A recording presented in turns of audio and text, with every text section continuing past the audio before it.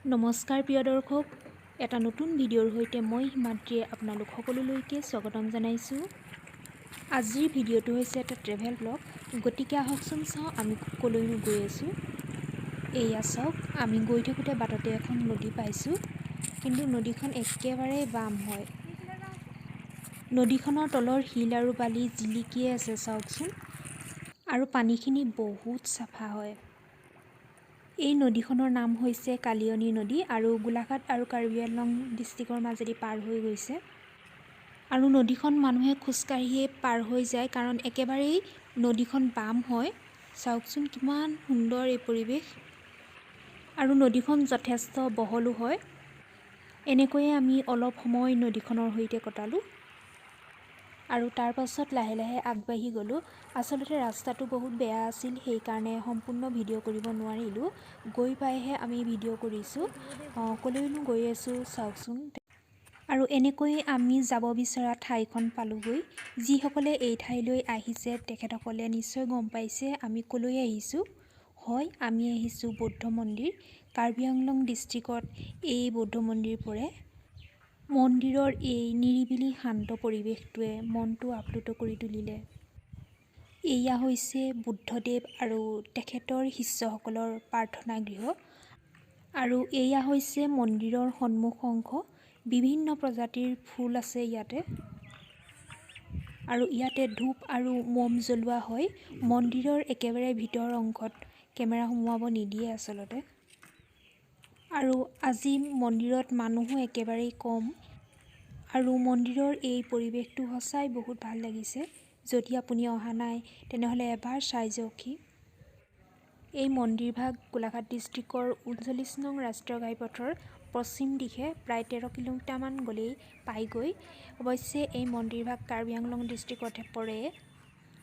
বহাগ মাহৰ প্ৰথম 3 দিনত এই মন্দিৰভাগত ৱাটাৰ ফেষ্টিভেল হয়।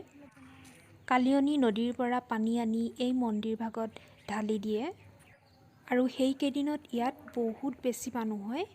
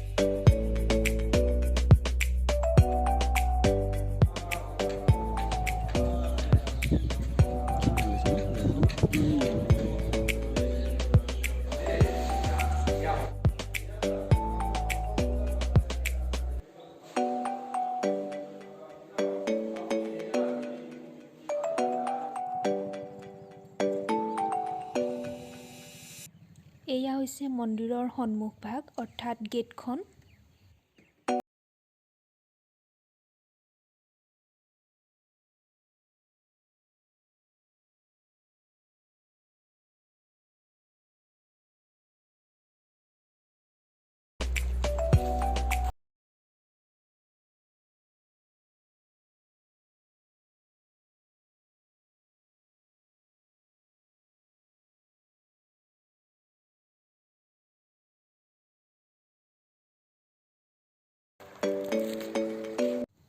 এতিয়া দেখুৱাইছোঁ মন্দিৰত মৰা কেইকপিমান ফটো।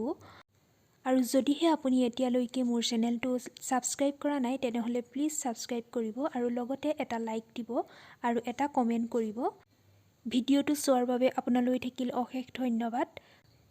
তেনেহ'লে আজিৰ ভিডিঅ'টো ইয়াতে শেষ কৰোঁ। নমস্কাৰ।